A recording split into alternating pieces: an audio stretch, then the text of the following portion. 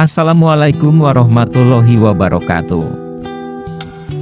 Halo sobat, welcome to my channel.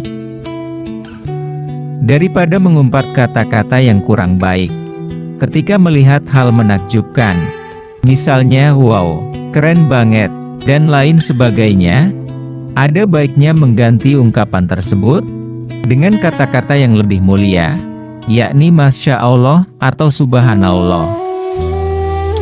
Ternyata, tidak jarang dari umat muslim sering mengalami kekeliruan atau salah penempatan dalam melafalkan lafal Masya Allah dan Subhanallah.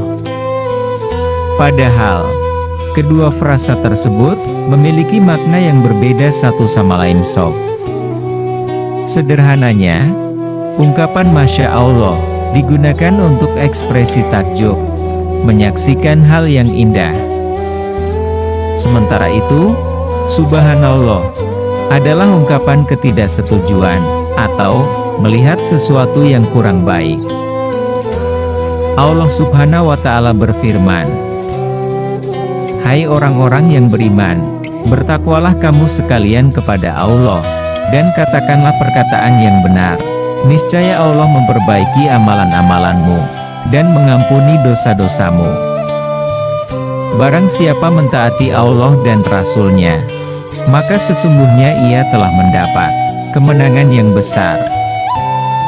Quran Surah Al-Ahzab ayat 70-71. Maka dari itu, betapa pentingnya kita menjaga perkataan ataupun lisan kita. Oh iya sobat, jangan lupa di subscribe ya, agar channel ini dapat berkembang. Agar tak menunggu lama, langsung saja kita simak penjelasannya. Yang pertama, asal, arti, serta makna dari lafal Masya Allah. Berdasarkan tulisan tafsir Al-Quranul Karim, Surat Al-Kahfi, disebutkan bahwa lafal Masya Allah bisa dijabarkan atau ikrab dalam struktur kalimat di dalam bahasa Arab dengan dua cara, antara lain.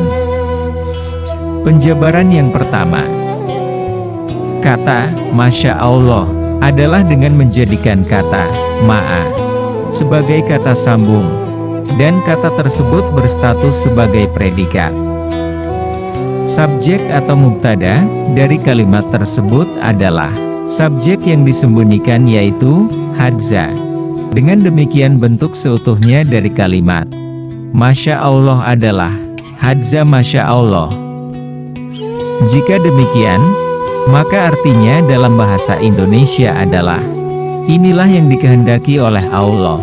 Penjabaran yang kedua, kata Ma'a pada Masya Allah merupakan kata benda yang mengindikasikan sebab, dan frasa Sya Allah berstatus sebagai fiil syarat atau kata kerja yang mengindikasikan sebab. Sedangkan jawab syaratnya atau kata benda yang mengindikasikan akibat dari sebab dari kalimat tersebut yang tersembunyi, yaitu kana. Bentuk lengkapnya dari kalimat Masya Allah adalah Masya Allahu kana. Bila diterjemahkan ke dalam bahasa Indonesia, maka akan membentuk kalimat apa yang dikehendaki oleh Allah, maka itulah yang akan terjadi. Sebagaimana firman Allah Subhanahu wa Ta'ala dalam kitab suci Al-Quran, yang artinya, dan mengapa ketika engkau memasuki kebunmu tidak mengucapkan Masya Allah, la quwata illa billah. Sungguh, atas kehendak Allah, semua ini terwujud. Tidak ada kekuatan kecuali dengan pertolongan Allah. Sekalipun engkau anggap harta dan keturunanku lebih sedikit daripadamu. Quran Surah Al-Kahfi ayat 39.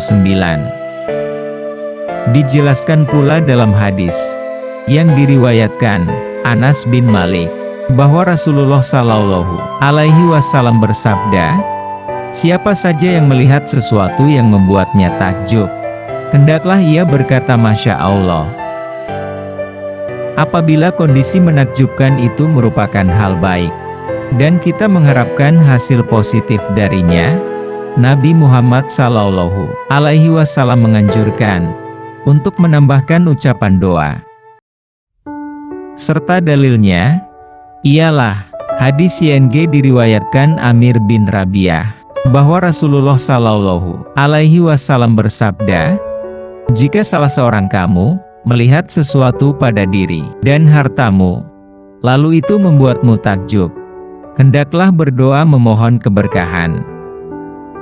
Nah sobat sekalian, lafal Masya Allah dapat diartikan sebagai ungkapan kekaguman dan pujian terhadap Allah Subhanahu wa Ta'ala atas segala yang diciptakannya. Oke sobat, langsung saja kita lanjut ke pembahasan yang kedua. Asal, arti, serta makna dari lafaz Subhanallah. Dengan berkembangnya agama Islam ke Indonesia, penggunaan istilah yang menggunakan bahasa Arab pun seringkali diucapkan. Salah satunya adalah ungkapan Subhanallah yang dilontarkan tatkala seorang muslim merasa terkejut. Dalam bahasa Arab, kalimat Subhanallah terdiri atas dua kata, yaitu Subhana dan Allah. Kata Subhana berasal dari kata Sabaha Yasbahu, yang artinya menjauh. Arti tersebut kemudian berkembang menjadi suci, di mana sesuatu yang suci tentu saja jauh dari hal-hal yang bersifat kotor dan najis.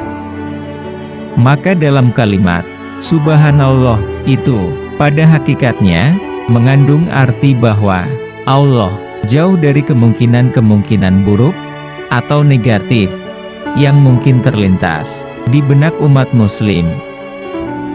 Dalam Al-Quran, terdapat banyak ayat yang memuat kalimat Subhanallah. Dikisahkan ketika orang musyrik berpandangan bahwa Allah Subhanahu wa Ta'ala adalah satu dari sekian banyak Tuhan. Al-Quran menegaskan Subhanallahi amma yashifun, artinya Allah Maha Suci dari apa-apa yang mereka deskripsikan atau asosiasikan, gambarkan, dan bayangkan tentang Tuhan. Dan sangat jelas bahwa yang mereka bayangkan dalam benak mereka tentang Allah itu adalah negatif. Ada banyak Tuhan, padahal Tuhan hanyalah satu, tunggal, Maha Esa. Dalam bahasa Arab, Subhanallah artinya Maha Suci Allah. Sederhananya, ungkapan Subhanallah bermakna Maha Suci Allah dari hal buruk tersebut. Allah suci dan terlepas dari hal yang kurang baik itu. Pada kasus ini, apabila seseorang menyaksikan hal buruk atau yang kurang baik, kemudian ia berkata Subhanallah, artinya ia sudah berdoa baik agar terhindar dari hal tersebut.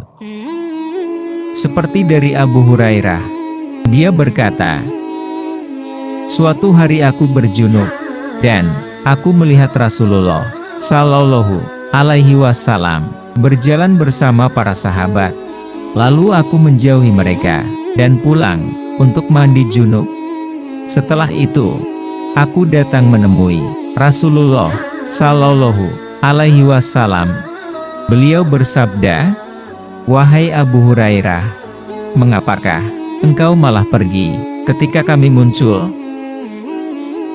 Aku menjawab, 'Wahai Rasulullah, aku kotor dalam keadaan junub, dan aku tidak nyaman untuk bertemu kalian dalam keadaan junub.' Rasulullah Shallallahu Alaihi Wasallam bersabda, 'Subhanallah, sesungguhnya mukmin tidak najis.' Hadis riwayat Tirmizi. Berdasarkan hadis di atas, Nabi Muhammad Sallallahu Alaihi Wasallam mengucapkan kata Subhanallah sebagai ekspresi ketidaksetujuan saat ia tidak setuju dengan tindakan dan pendapat Abu Hurairah. Beliau berkata, Subhanallah. Sebagai catatan, sebenarnya dua ungkapan di atas bukanlah pernyataan rigid atau kaku. Al-Hafiz Kurniawan dalam uraiannya, ia berkata, baca Subhanallah atau Masya Allah saat saksikan keindahan, menyatakan bahwa dua ungkapan tersebut sama-sama baik dan boleh diucapkan ketika menyaksikan keindahan. Tidak ada lafal khusus yang diajarkan Islam untuk kondisi tertentu. Wallahu a'lam bishawab.